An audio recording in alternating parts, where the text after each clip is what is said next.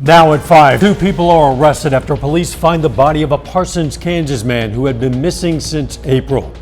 Plus, how a domestic violence shelter in southeast Kansas is raising money to expand its services. And border officials apprehend more than 26,000 migrants during the last 3 days as the pandemic-era immigration policy is set to end. I'm Nicole D'Antonio at the White House with details and how the Biden administration is preparing. The 4 states' most watched news starts now. we have chances for severe storms tonight in the 4 states. This is KOAM News at 5. I'm Dow Quick. We go straight to meteorologist Sam Lane. Thank you very much. Alongside Doug Heddy in the Storm Center, we've been watching these storms roll across northern Kansas through most of the morning and early afternoon, and now they're starting to move into our northwestern viewing area.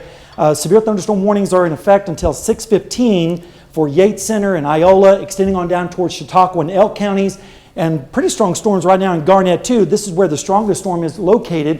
We also have more severe thunderstorms developing over in northeastern Barton County and southeastern Bourbon County. That warning goes until about 6:30 this evening. Let's take a look at the velocities, because that's the strongest threat from these storms, is the very strong, potentially damaging winds as this squall line continues to roll to the south and east. Especially for the folks up in the Garnett, Mound City, Fort Scott, and Nevada area, this spearhead is kind of moving in that general direction along that boundary. So that appears to be where the strongest winds, or the potential for the strongest winds, are going to be. And of course, we'll keep you advised on all this in our forecast in just a little bit. See you then. A Manhattan federal jury this afternoon found that Donald Trump sexually abused E. Jean Carroll in a luxury department store dressing room in 1996. Jurors also determined that Trump defamed Carroll when he accused her of lying. The jury found that Trump should pay about $2 million in damages for civil battery and another $3 million for defamation. Of course, you're going to hear much more about this case on the CBS Evening News tonight at 5:30. Last night, authorities arrested 2 suspects for the murder of Dakota Patton. That's after deputies found the body of that Parsons, Kansas man yesterday morning. KOAM's Amber Jenkins joins us in the studio now with the latest. After 13 days of searching, authorities found Dakota Patton's body in a field on Xavier and 20th Road in Neosho County.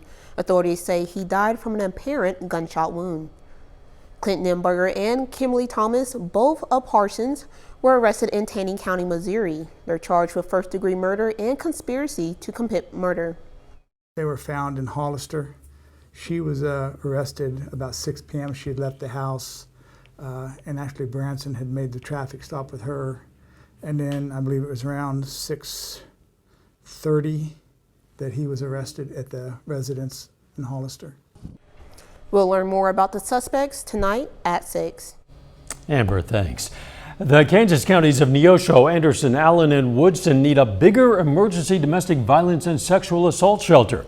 There's a growing need for shelter from domestic violence and sexual assault victims, and the current House of Hope Unlimited in Iola is struggling to meet the demand. Hope Unlimited shelter currently has 10 beds for women and men who need to be sheltered from domestic violence. The organization is raising money from donors and grants to build a bigger house to accommodate not only the victims, but also their families. It made me realize how many people walk around and need to know that, they have a card in their back pocket to know that, no matter how bad things get, that that there is that there's a number you can call 24/7, and people will come take you out of that situation and take you to a shelter. The $3 million project is estimated to start in 2024. The Veterans Memorial at the Carterville, Missouri Cemetery is now complete. Officials today placed the final memorial stone on its pedestal, this one honoring Vietnam War veterans. The first stone placed on the memorial honored Civil War veterans. It was placed in 2018. Now there are also stones honoring veterans from World Wars I and II and the Korean War.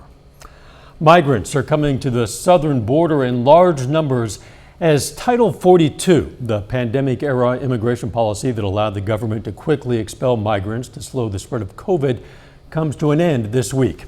The Biden administration is working on solutions to stop the flow of migrants to the border.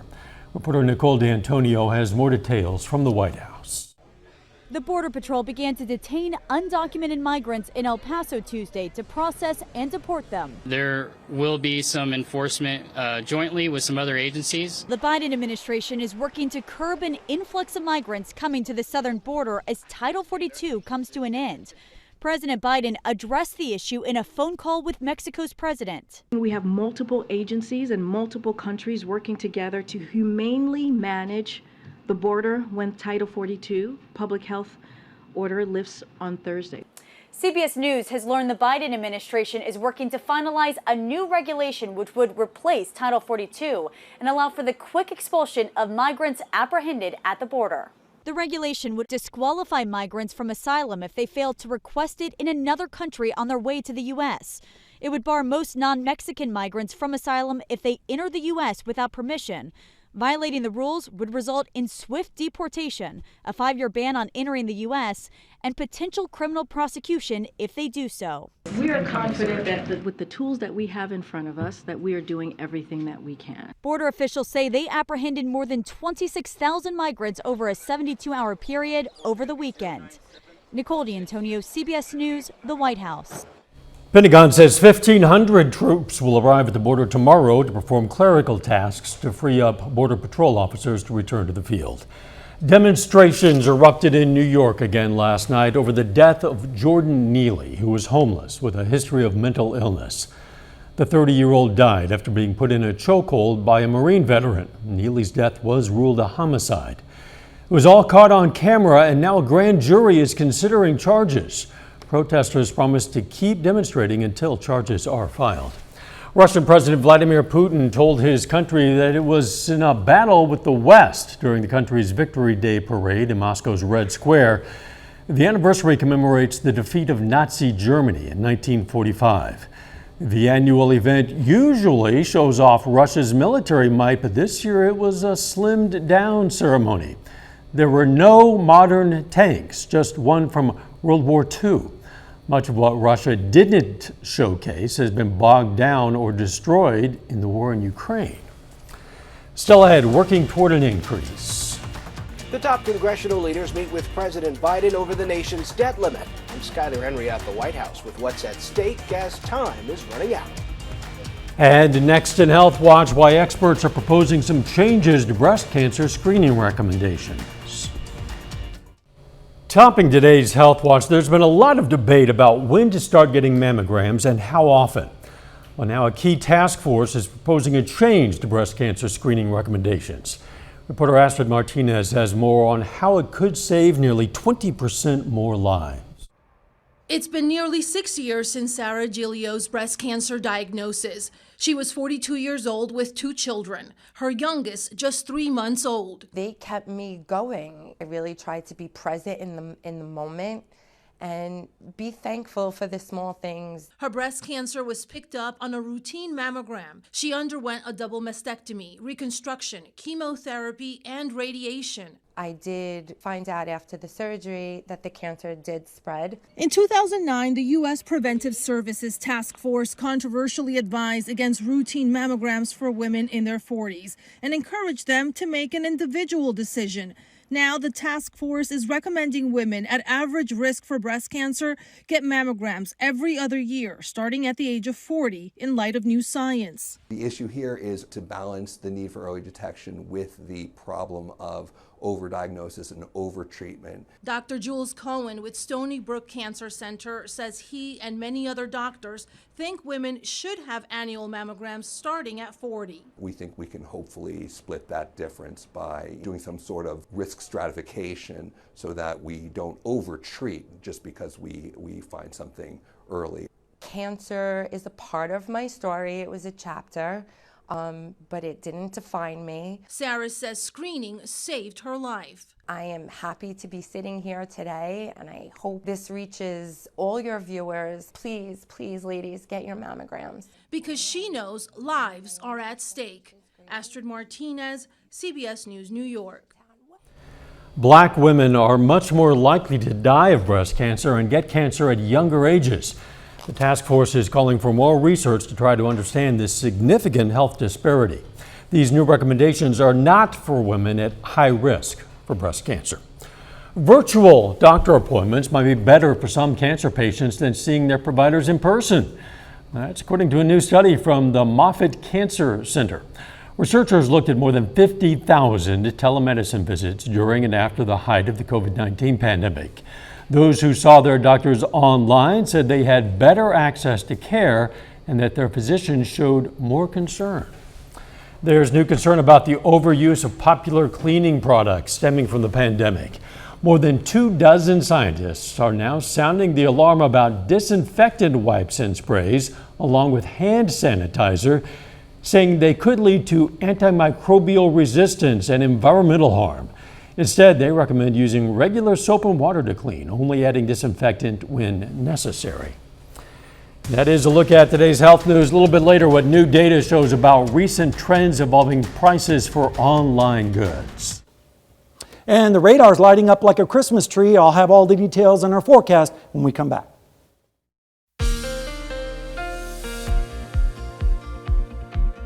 All right, welcome back. It's been a warm afternoon. In fact, we were close to the record high today. Right now at Seneca, Missouri, Indigo Sky Casino and Resort, things are looking pretty nice. Just some cumulus clouds, but that's going to be changing as we head through the evening hours alongside Chief Meteorologist Doug Heddy here in the Skywatch Storm Center.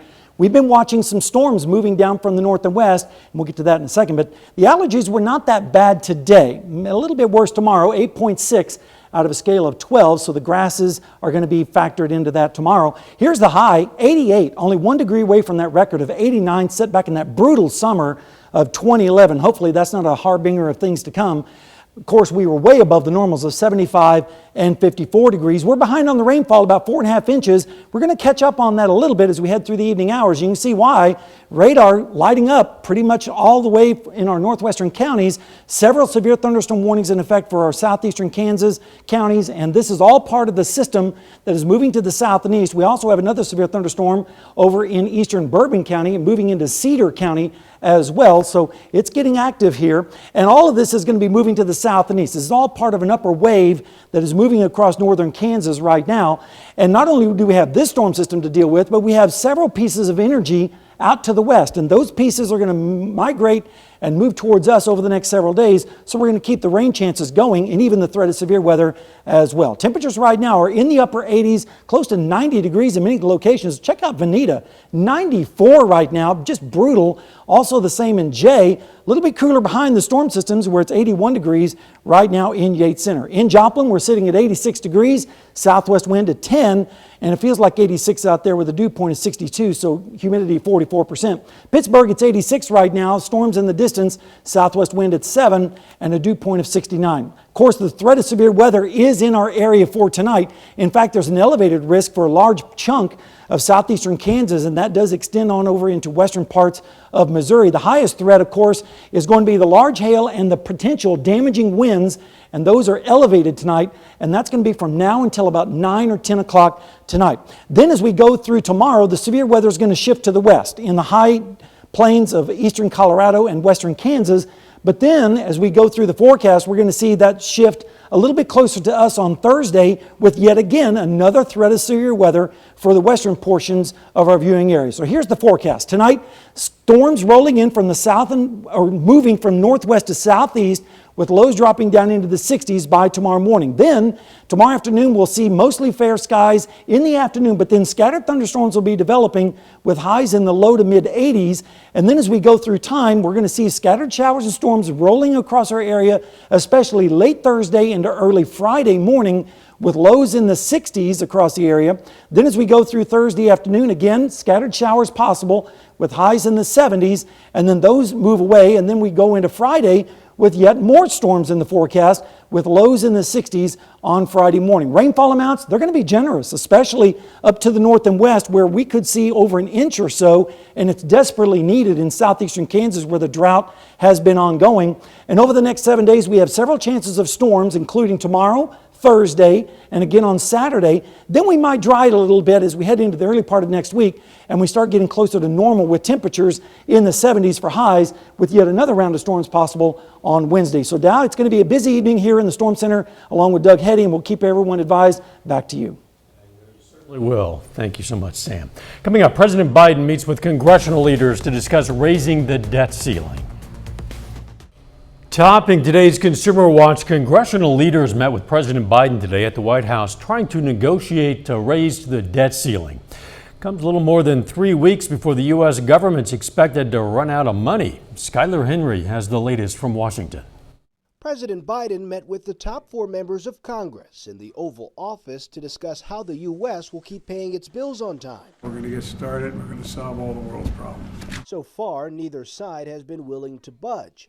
Republicans, led by House Speaker Kevin McCarthy, have been demanding spending cuts to raise the debt limit. Hopefully the attitude's changed and we can move forward. President Biden had previously refused to negotiate on those terms. Last month, the GOP-controlled House passed a debt ceiling plan that would freeze federal spending at last year's levels, cutting the budget by almost 14%. The administration says those cuts would gut funding for some schools, food aid for seniors, and even health care for veterans. The president has a different vision.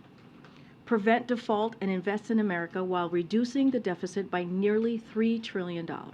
With the clock ticking, the Biden administration has discussed invoking the 14th Amendment. It contains a clause that allows for public debt, which could allow the government to continue paying its bills after June 1st. Treasury Secretary Janet Yellen was asked about using the 14th Amendment over the weekend. We should not get to the point where we need to consider whether the president can go on issuing debt. This would be a constitutional crisis. Failure to raise the debt ceiling could mean a partial government shutdown and furloughs. That has the National Association of Government Employees suing Yellen and President Biden, arguing the debt limit law itself is unconstitutional. Skylar Henry, CBS News, Washington. Over the weekend, all but 6 Senate Republicans vowed to oppose raising the debt ceiling without substantive spending and budget reforms. The prices of online goods are dropping. New data from Adobe Analytics found prices for e-commerce fell nearly 2% in April compared to last year. April also marked the 8th straight month of decreasing prices. According to Adobe, the biggest drop was in the appliance category. Twitter CEO Elon Musk is warning that users could see their number of followers drop soon. That's because the social media platform is purging and archiving accounts that have been inactive for several years. Musk says the move will free up abandoned Twitter handles. A lot of school districts nationwide are celebrating Teacher Appreciation Week right now, and major companies are also offering up freebies for educators. Firehouse Subs is giving out free sandwiches, while Insomnia Cookies is serving up complimentary cookies. Norwegian Cruise Line is also accepting nominations to give 20 educators a free week-long cruise. Those submissions are due 1 month from today. Final check of the forecast next.